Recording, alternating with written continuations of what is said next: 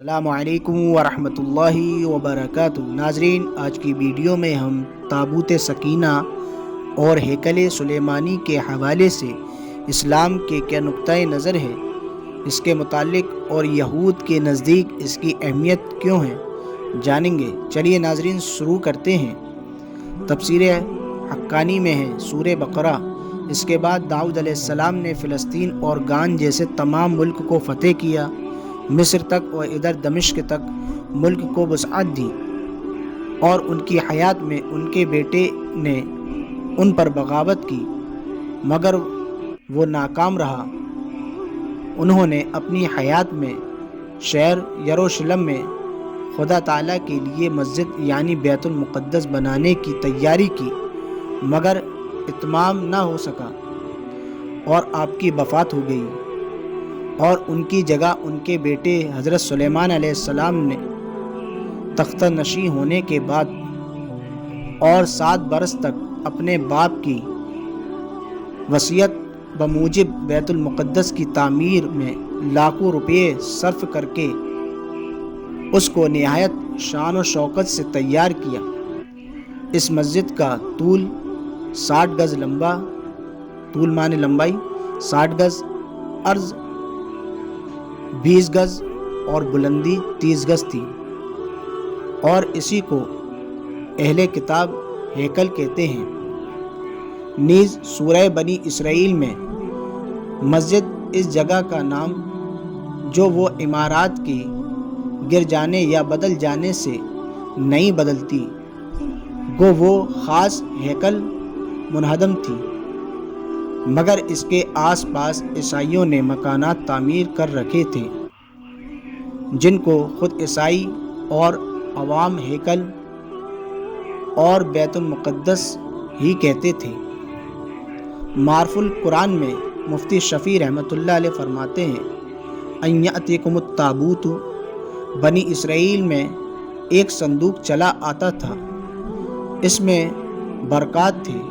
حضرت موسیٰ علیہ السلام وغیرہ انبیاء علیہ السلام کے بنی اسرائیل اس صندوق کو لڑائی میں آگے رکھتے تھے، اللہ تعالیٰ اس کی برکت سے فتح دیتے۔ جب جالوت بنی اسرائیل پر غالب آیا تو یہ صندوق بھی وہ لے گیا تھا۔ جب اللہ تعالیٰ کو صندوق کا پہنچانا منظور ہوا تو یہ کیا کہ وہ کافر جہاں صندوق کو رکھتے تھے وہاں پر وبا اور بلا آتی۔ 5 شہر ویراں ہو چکے تھے۔ ناچار ہو کر 2 بیلوں پر اس کو لاد کر ہانک دیا۔ فرشتے بیلوں کو ہانک کر طالوت کے دروازے پر پہنچا گئے۔ بنی اسرائیل اس نشانی کو دیکھ کر طالوت کی بادشاہت پر یقین لائے، اور طالوت نے جالوت کی فوج پر فوج کشی کر دی، اور موسم نہایت گرم تھا۔ نیز سورہ سبا کی تفسیر میں فرماتے ہیں، بیت المقدس کی تعمیر جو حضرت داؤد علیہ السلام نے شروع کی، پھر حضرت سلیمان علیہ السلام نے اس کی تعمیر فرمائی۔ اس میں کچھ کام تعمیر کا باقی تھا، اور یہ تعمیر کا کام جنات کے سپرد تھا جس کی طبیعت میں سرکشی غالب تھی۔ حضرت سلیمان علیہ السلام کے خوف سے کام کرتے تھے۔ ان کی وفات کا جنات کو علم ہو جائے تو فوراً کام چھوڑ بیٹھیں اور تعمیر رہ جائیں۔ اس کا انتظام حضرت سلیمان علیہ السلام نے باذن ربانی یہ کیا ہے کہ جب موت کا وقت آیا تو موت کی تیاری کر کے اپنے محراب میں داخل ہو گئے جو شفاف شیشے سے بنی ہوئی تھی۔ باہر سے اندر کی سب چیزیں نظر آتی تھی، اور اپنے معمول کے مطابق عبادت کے لیے ایک سہارا لے کر کھڑے ہوتے تھے۔ روح پرواز کرنے کے بعد بھی جسم اس عصا کے سہارے اپنی جگہ جمع رہا۔ سلیمان علیہ السلام کی روح وقت مقرر پر قبض کر لی گئی، مگر وہ اپنے عصا کے سہارے اپنی جگہ جمے رہے۔ باہر سے ایسا نظر آتا تھا کہ عبادت میں مشغول ہیں۔ جنات کی یہ مجال نہ تھی کہ آپ آ کر دیکھ سکتے۔ حضرت سلیمان علیہ السلام کو زندہ سمجھ کر کام میں مشغول رہے، یہاں تک کہ سال بھر گزر گیا اور تعمیر بیت المقدس کا بقیہ کام پورا ہو گیا تو اللہ تعالیٰ نے گھن کے کیڑے کو، جس کو فارسی میں دیوک اور اردو میں دیمک کہا جاتا ہے، اس کو عصائے سلیمانی پر مسلط کر دیا۔ دیمک نے عصا کی لکڑی کو اندر سے کھا کر کمزور کر دیا۔ عصا کا جو سارا حضرت سلیمان علیہ السلام لگائے ہوئے تھے وہ سارا ختم ہو گیا اور حضرت سلیمان علیہ السلام گر گئے۔ اس وقت جنات کو ان کی موت کی خبر ہوئی۔ مذکورہ حوالے سے معلوم ہوتا ہے کہ تابوت سکینہ حضرت آدم علیہ السلام کا صندوق تھا۔ آپ علیہ السلام کے بعد نسل در نسل چلتے چلتے حضرت یعقوب علیہ السلام تک پہنچا، پھر بنی اسرائیل کے انبیاء میں چلتا رہا۔ حضرت موسیٰ علیہ السلام، حضرت ہارون علیہ السلام کے بعد ان کے اور دیگر انبیاء کے تبرکات اس میں موجود تھے۔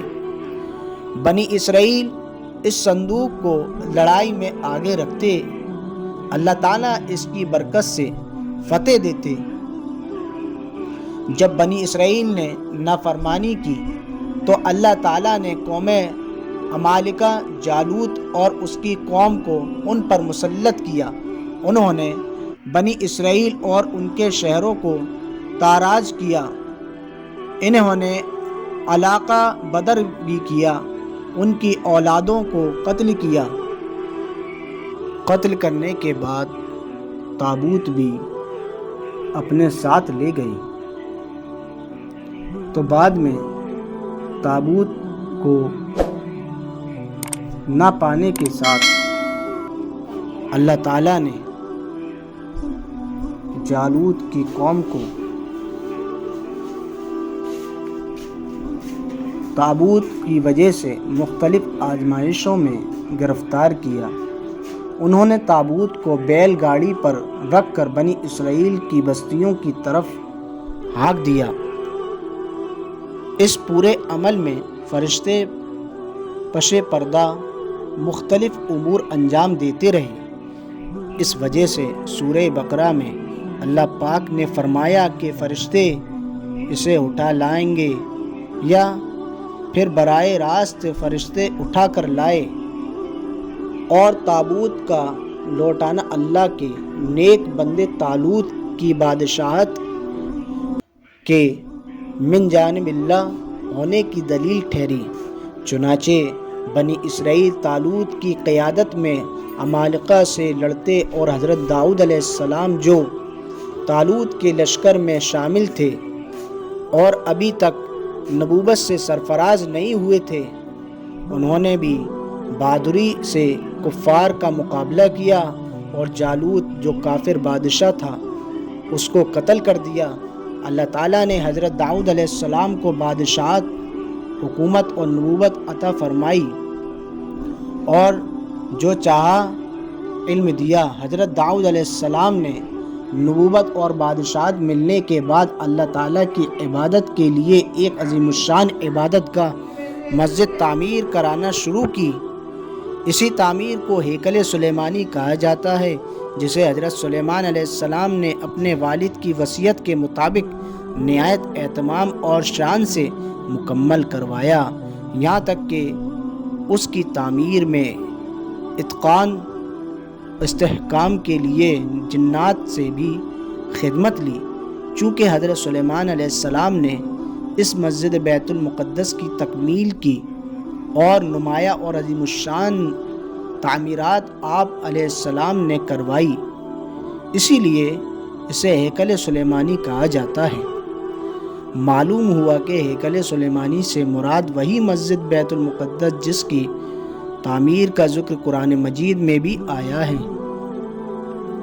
اور جو آج تک موجود ہے، جہاں سے رسول اللہ صلی اللہ علیہ وسلم کو معراج کے موقع پر آسمانوں کے سفر کے لیے لے جایا گیا۔